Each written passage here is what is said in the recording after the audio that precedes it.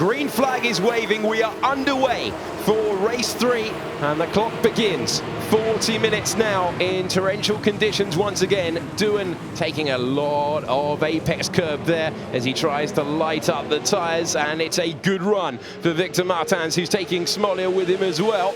They plunge down the hill to Eau Rouge for the first time. Huge spray for the field.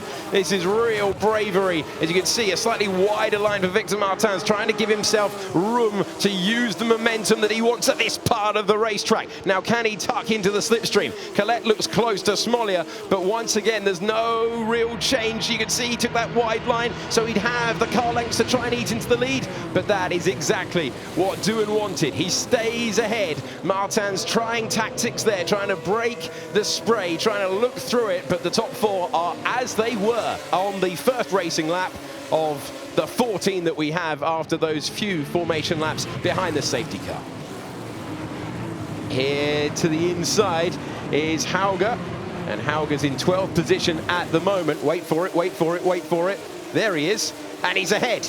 So Hauger is still ahead of Lorenzo Colombo, and he's out of the points right now in 12th position. Work to do to minimize the damage in the championship. This all came undone for him in Friday's qualifying session. Very, very important race for Hauger. Has to minimize that damage on this race. He drove a good race yesterday to jump up just inside the points and just take the edge off the loss to Jack Doohan out front. But he has to drive another sharp race today. This is Nannini down in the pits, who had a puncher, and Matteo Nannini back into the race on lap 2. And there's that contact. There you go. What did he say? What did he say? Don't hit your teammate. And yet, that's exactly what happened down at HWA.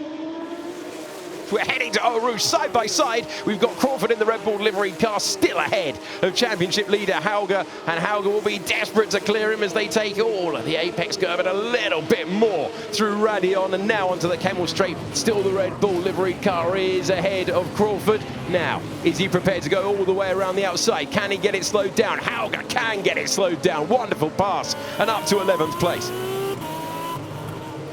Here's Hauger tucked underneath. This is exactly what we've been talking about. Risk versus reward.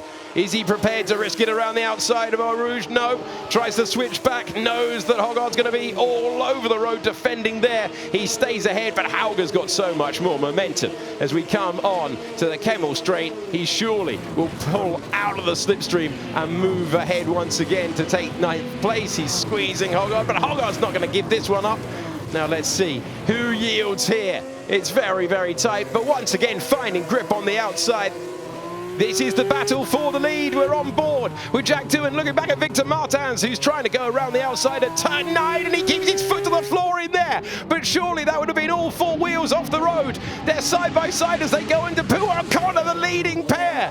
And Martins keeps it, foot to the floor. He goes through, but did he put all 4 wheels off the road as he did so? Jack Doohan will surely be on the radio saying, come on, that was off the road, but Victor Martins wasn't interested in that at all. He was keeping his foot to the floor. He was taking the lead come what may, and they will argue about it right now in race control. Was he all the way off the road? This camera will show us for Victor Martins. Look, remember, the track limit is the limit of the curb there, but I believe he was all the way over, and there's scope to argue he was all the way off the racetrack, and again all the way off the racetrack in Doohan.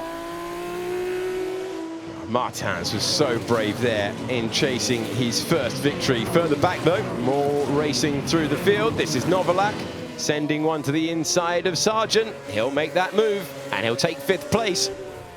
And Martins has given the place back. Martins has given the place back. He's dropped down to 2nd place. Schumacher, Hauger. You can see Hauger with, wide moment for Schumacher. Does that open the door for Hauger? He's going to be invited to have a little look at the part of the racetrack that he hasn't been in all weekend long. Schumacher staying ahead, but now really driving on his mirrors. Is this the opportunity for Hauger, who puts his foot to the floor and takes 8th place? Sweeping round the outside. Schumacher still a little bit unsettled from his moment in the Pif-Paf chicane. Come on. Here's Vesti side by side with Sargent as they go to Eau Rouge.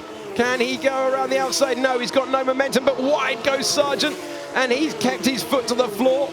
off the road. Sargent now trying to keep Vesti behind, and Vesti has the momentum. It's all about picking your braking point. Can he use the speed of that ART? Will Sargent be prepared to hang on around the outside? He can't do it, and Vesti is up to 6th position. Victor Martins just catches a little bit of that outside green paint. Here's Jack Doohan coming out of the final corner to become a championship contender. Doohan wins 2 races in a row to make it a championship fight in Formula 3. He beats Victor Martins, and off the road is his teammate Clement Novalak chasing that 4th place. He couldn't find his way through. Martins is in 2nd place, Smollier 3rd, then it's Colette and Novalak. Oh my God, that was extremely difficult. Yes! What will they have to say about that moment? Thank you guys. It was over, victory. The overtake was mine. The overtake was mine. The message on the radio for Victor Martins, who picks up his 4th podium of the year. He's had great pace all weekend long. The Red Bull back driver, Jack Doohan, doing the business and taking 2 wins out of 3. He is very, very happy, and rightly so, about taking Formula 3 victory and taking a big old chunk out of Dennis Hauger's championship lead. No, I went right the outside of 9. But I said maybe that's over the track, so I slowed down again. See you next week when Formula 3 returns.